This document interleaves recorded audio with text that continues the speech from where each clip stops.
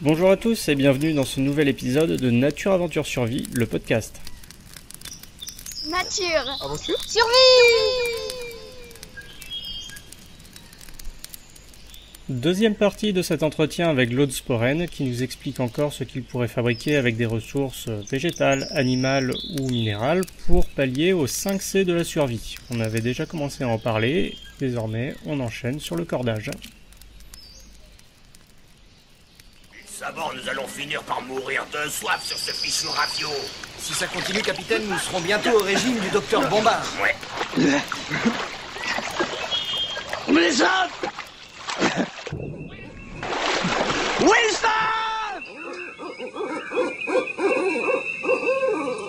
Couper, couvrir, chauffer, alors corder, faire du cordage, faire des nœuds, tu utiliserais quoi ?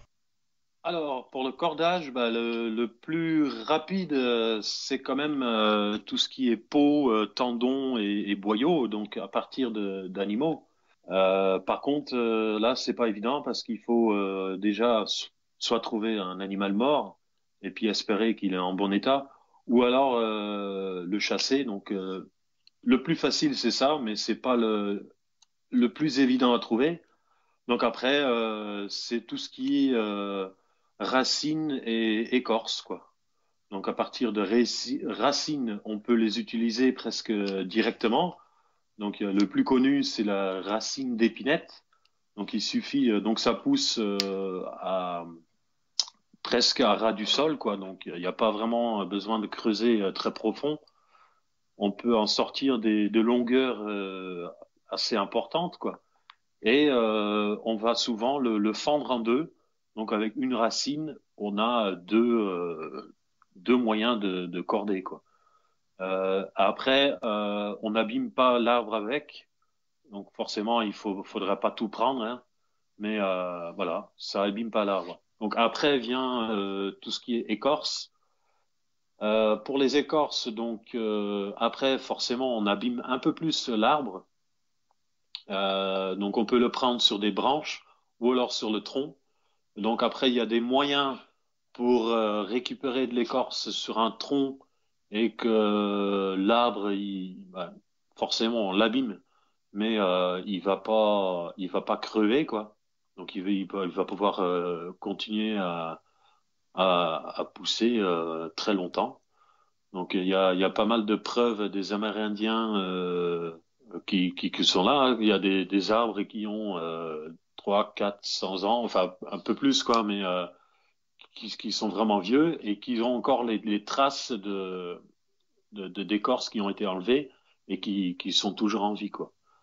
Euh, Après, les écorces, ça demande quand même un peu de préparation. Quand je prends, par exemple, quand je prends l'exemple de l'écorce, enfin du libère de tilleul, il faut le faire rouillir. Euh, donc rouillir, c'est en gros le laisser pourrir un petit peu pour que pour que les couches en fait ils se séparent parce que l'écorce intérieure il est composé de différentes couches et donc on va prélever l'écorce, on va le mettre dans l'eau à rouillir pendant un certain moment. Donc là en plein été c'est 1, 2 semaines c'est bon, mais en plein hiver des fois c'est plusieurs mois, quoi. Donc ça demande quand même énormément de préparation. Donc pour corder, voilà, ça dépend vraiment le contexte où on est et qu'est-ce qu'on trouve, quoi, surtout. Voilà. Tu penses quoi sinon des ficelles qu'on peut faire avec l'ortie ou simplement des herbes ? Je sais pas si tu as déjà vu les techniques. Oui, oui, oui, bien sûr. Qu'est-ce que j'en pense? Ben, je trouve ça super. On n'a pas besoin de plastique pour ça, quoi. Après, c'est vrai que ça demande un peu de temps de les faire. Mais quand on prend un peu l'habitude, on arrive à le faire quand même assez vite, quoi. Après, voilà. Donc moi j'aime bien le feu par friction. Après, le plus grand problème du feu par friction avec l'archer, ce n'est pas de trouver les bons matériaux, mais c'est de faire de la cordelette. C'est ça en fait. C'était la question Donc que je voulais te poser justement. d'accord. Donc en fait, vous allez regarder des vidéos sur YouTube, vous allez voir un peu partout. Quasiment tout le monde, bon, il y a quelques exceptions près, hein, mais quasiment tout le monde utilise de la corde de nylon ou plastique ou n'importe pour faire ceci, quoi. Donc moi, je l'ai fait aussi, voilà. C'est un très bon moyen de s'entraîner, mais pour le vrai primitif, moi je trouve quand même qu'il faut utiliser une corde naturelle qu'on a fait soi-même aussi. Euh, donc pour ça, moi j'utiliserais du cuir en fait, du cuir, enfin une peau tannée, souple, c'est ce qui marche le mieux. J'ai fait plusieurs essais avec des cordes en écorce ou en herbe ou quoi. Euh, après, c'est possible, mais c'est extrêmement dur puisque avec la friction autour de la drille, bah, les fibres ils cassent extrêmement vite, quoi. Et donc souvent, on fait plusieurs cordes en avance. Donc il en faut, je dirais, au moins deux. Et encore, il faut avoir un peu de chance. Donc la première corde, elle va être utilisée pour faire le pré-trou, on va dire. Et puis la deuxième corde, elle va faire la braise, quoi. Et voilà, on n'a que vraiment qu'une chance par corde. Et il faut pas rater, il faut tout bien préparer, il faut utiliser des essences de bois qui marchent très bien. Et il faut surtout s'assurer qu'on a vraiment du bois vraiment sec, quoi. Dernier C de la survie, c'est le contenant. Avec quoi est-ce que tu pourrais contenir ton matériel ou alors de l'eau, de la nourriture? Alors, le contenant. Alors, pour mon matériel, j'opterai pour un panier tressé avec des branches, des tiges, des trucs comme ça. Donc, l'avantage de ça, c'est que on en trouve partout des branches. Euh, voilà. Donc après, on peut faire un panier pour mettre tous ces outils dedans, en gros. Après, donc ça, c'est pas le plus dur. Le plus dur, c'est quand même un contenant pour l'eau. Donc on peut faire donc le plus évident pour moi, ça serait d'utiliser de l'argile pour faire un pot, et puis ensuite le cuire sur le feu. Donc là, on a un contenant qui est étanche, plus ou moins étanche, parce que la poterie qu'on fait, la poterie primitive, en fait, c'est jamais étanche. C'est un peu poreux, en fait, parce qu'il n'y a pas de couche de, d'émail dessus. Euh, donc là, c'est le contenant ultime, on va dire. Donc il va pouvoir contenir de l'eau, mais on va aussi pouvoir bouillir dedans directement. Et en plus de ça, c'est quand même un objet qui est durable dans le temps, quoi. Donc forcément, il faudrait pas le faire tomber. Mais à part ça, si on prend un minimum soin, elle va durer dans le temps. Après, juste pour contenir de l'eau, on peut faire très facilement une bouteille en forme en écorce. Donc, soit de l'écorce de bouleau ou alors toute autre écorce. Donc, l'écorce de bouleau, c'est relativement simple à faire si on arrive à défaire l'écorce. Parce que là encore, il faudrait être au printemps, parce que si ça arrive en plein hiver, si on a besoin de ça en plein hiver, c'est quasiment impossible de défaire l'écorce. Mais si on y arrive à le défaire, c'est très rapidement fait un contenant moyen, on va dire, qui va pas être très beau, mais on va pouvoir cuire de l'eau dedans aussi, quoi. Euh, et puis ensuite, toute autre écorce est utilisable pour faire des contenants pour l'eau. Donc au pire des cas, on peut toujours plier l'écorce et puis le coudre ensemble avec une cordelette naturelle. On pourra l'enduire avec une mélange de résine éventuellement un peu de cire d'abeille avec pour le rendre moins cassant, pour faire des bords, enfin la paroi étanche et surtout au niveau des coutures, quoi. Donc il y a plusieurs solutions. C'est vrai que ça a l'air super compliqué, mais finalement ça se fait très bien, quoi. Mais ça demande pas mal de temps dans tous les cas.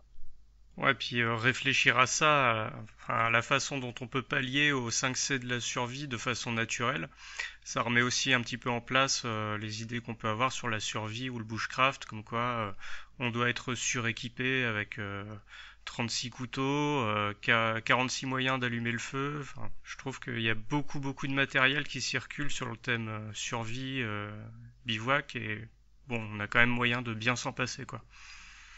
Ah oui, c'est sûr, oui. Ce que je trouve un peu dommage, c'est que quand on parle bushcraft maintenant, que ce soit en France ou ailleurs dans le monde, hein, quand on parle de bushcraft, on va forcément parler de kit, donc de matériel, quoi.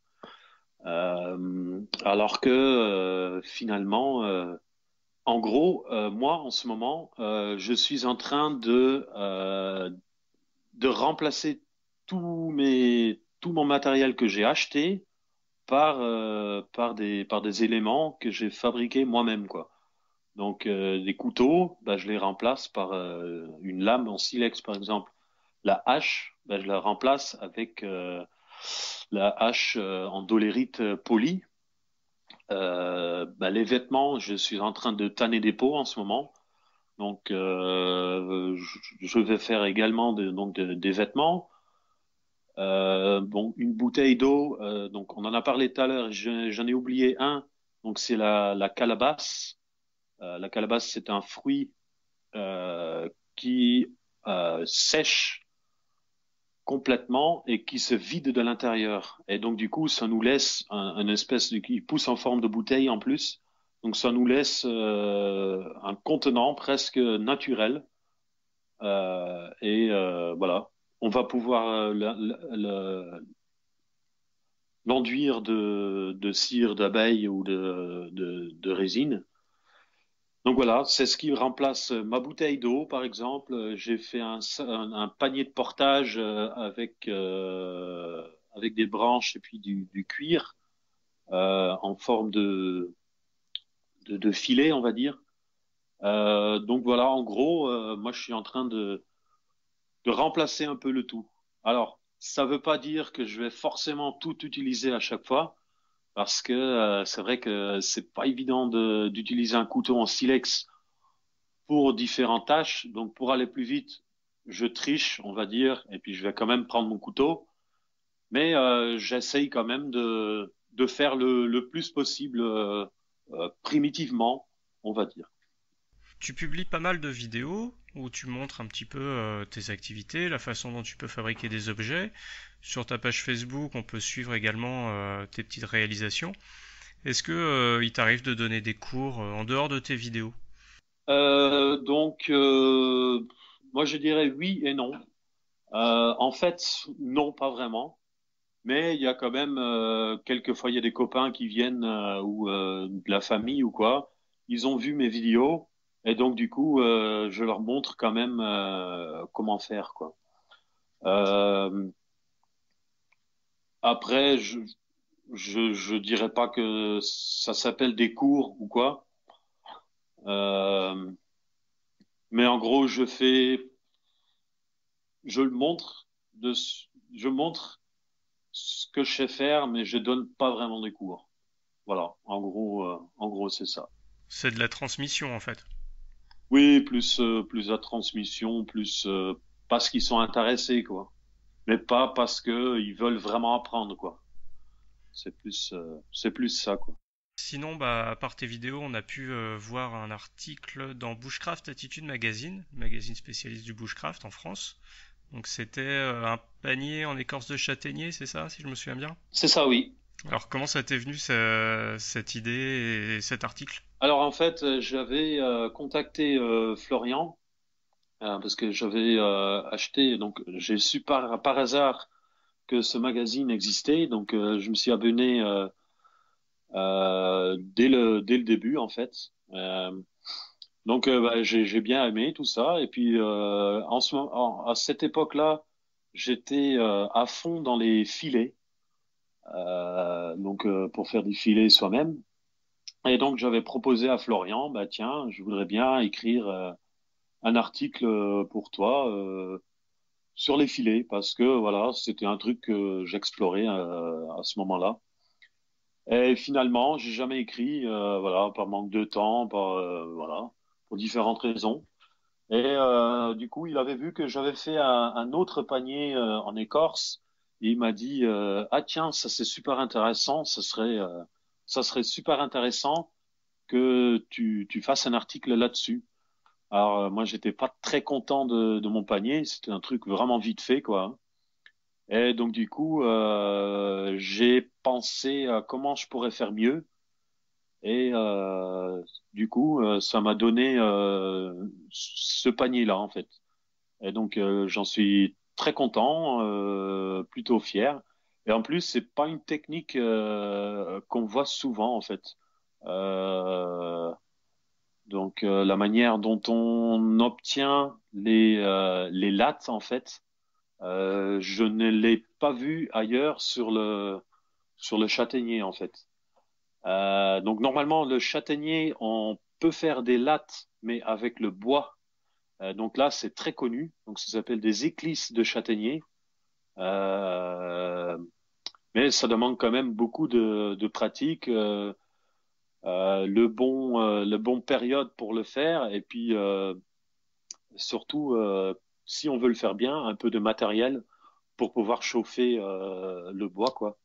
Alors que là, c'est une technique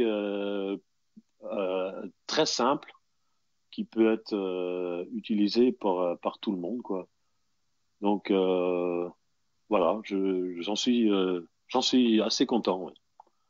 Bah, ça fait un bel article en tout cas. Si tu étais perdu au milieu de nulle part, quel est l'unique outil que tu souhaiterais avoir pour survivre? Alors moi, ce serait un téléphone satellite pour pouvoir appeler au secours. Alors au milieu de nulle part, ça c'est un peu ouais. Quel serait l'outil bah, ça sera forcément le couteau, quoi.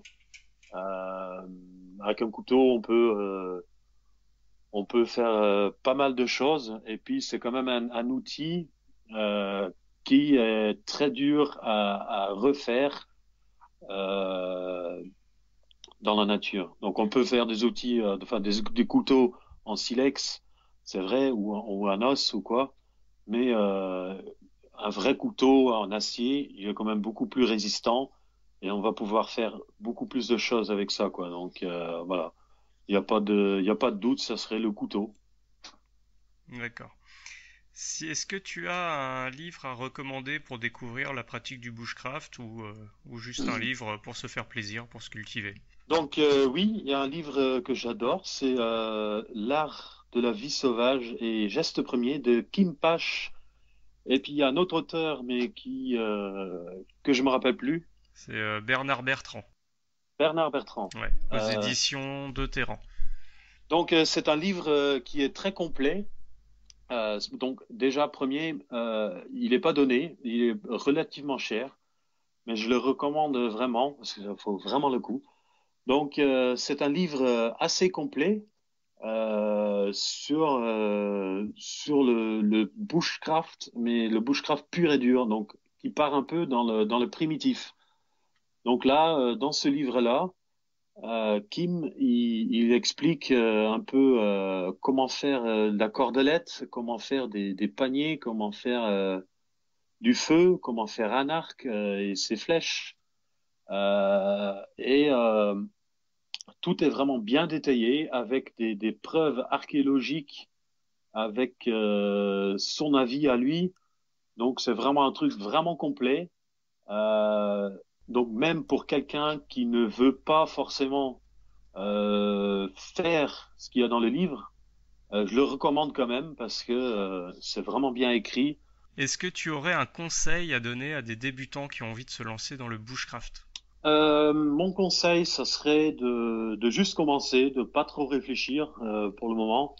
de vraiment pratiquer le plus possible, mais surtout pas oublier de bien se documenter.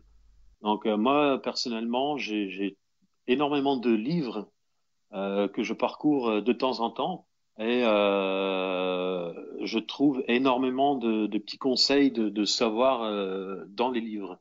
Il faut surtout pas oublier Internet aussi. Euh, il y a énormément d'informations qui circulent sur Internet. Donc, un très bon site, c'est le site de YouTube en fait, qui a énormément de vidéos de bushcraft, voilà. Et sur ces vidéos, donc, on voit pas seulement le faire en vrai, mais enfin, comment dire, c'est pas pareil que lire un livre en fait, parce que dans un livre, on peut lire comment faire du feu perfection, mais quand on regarde une vidéo, ça parle tout de suite mieux quoi. Et puis ensuite, après avoir se documenté, de passer à l'action et puis voilà quoi, pratiquer, pratiquer, pratiquer. Tu parles de YouTube, donc tu as une chaîne YouTube, tu as une page Facebook également, et j'ai cru voir ces derniers temps que tu avais posté un message comme quoi tu allais peut-être recommencer certaines de tes vidéos. Oui, exact. Donc le message, oui, ça date d'aujourd'hui, d'hier, ouais. Donc c'est vrai que j'avais arrêté un peu tout ça. Mais ensuite, il y a tous mes abonnés, enfin pas tout, mais il y a pas mal d'abonnés, pas mal d'amis qui m'ont, comment dire, motivé à recommencer en fait. Et donc du coup, oui, effectivement, j'ai prévu de repartager mes connaissances. Donc je le fais parce que c'est vrai que en français on ne trouve pas forcément beaucoup d'informations sur le bushcraft. C'est quand même limité, ouais, c'est quand même limité en français. Donc en anglais, on en trouve énormément d'informations. Bon, c'est vrai qu'il y a aussi énormément de conneries qui circulent sur Internet, hein. Donc il faut pas tout croire de ce qu'on entend. Mais voilà, donc c'est une autre motivation, c'est parce qu'il y a rien et enfin il y a rien, il y a des trucs, hein, mais parce qu'il n'y a pas grand-chose. Ouais, mais C'est très... de toute façon, je pense que la plupart des gens apprécient vraiment ce que tu fais, il n'y a pas de souci Oui, c'est là-dessus, ça, hein. ouais. C'est ça aussi une des motivations. Ouais. Mm. Donc là, j'ai prévu de commencer avec un tutoriel un peu plus poussé sur le feu par friction manuel. Donc un truc assez complet sur comment trouver les matériaux, comment le faire, et puis différentes astuces, des trucs comme ça, quoi. Donc ça sera des vidéos en plusieurs, donc une série de vidéos en plusieurs parties où j'essaye d'aborder le truc un peu plus poussé, quoi. Mm. Voilà. Bah écoute, on a hâte de voir ça. Est-ce que tu peux redonner l'adresse de ta chaîne YouTube ou enfin ou les endroits où on peut te trouver en tout cas sur Internet? Alors sur YouTube, c'est youtube.com/LuckyLodeBushcraft, tout attaché. Et sur Facebook, c'est facebook.com/Lucky Lode, je crois, ou Lucky Lode Bushcraft. Mm. De toute façon, si on tape Lucky Lode Bushcraft dans Google ou YouTube ou Facebook, on me retrouve, quoi. Donc Ouais, voilà. de toute façon, je mettrai tous les liens sur le blog. Alors juste une petite question du coup pour terminer. Lucky Load, ça vient d'où ce pseudonyme? Alors, en fait, ça vient d'où? Il y a 8 ans ou 9 ans derrière, j'avais créé Lucky sur YouTube parce que je voulais mettre en ligne une vidéo de moi qui danse. Alors, comme j'avais un peu honte, je voulais pas savoir que ça venait de moi parce qu'à l'époque, j'étais sur des forums un peu. Je voulais pas utiliser le même pseudo. Du coup, j'ai créé Lucky Luculode comme ça. Et voilà, donc la vidéo a été supprimée il y a très longtemps. Et donc j'ai déjà un compte YouTube. Et quand j'ai fait une vidéo, ma première vidéo Bushcraft, en fait, je l'ai mis en ligne sur ce compte-là. Et puis ben, c'est resté. C'est tout. Bah Donc, écoute, on aura eu la réponse au mystère. C'est bien. Bah écoute, un grand merci, Laude. C'était de rien. très intéressant. Wilson! Je suis désolé! Excuse-moi, Wilson! Wilson! Je suis désolé! Excuse-moi! Wilson! C'est la fin de notre interview avec Lucky Lot Bushcraft que vous pouvez retrouver sur sa chaîne YouTube ou sur sa page Facebook. De toute façon, tous les liens sont indiqués sur le blog natureaventuresurvie.blogspot.fr. Vous pouvez aussi nous retrouver sur Facebook, là, sur la page Nature Aventure Survie. N'hésitez pas à laisser un petit j'aime, ainsi que sur Twitter, Instagram ou Google+. Bonne fin de semaine, bon bushcraft!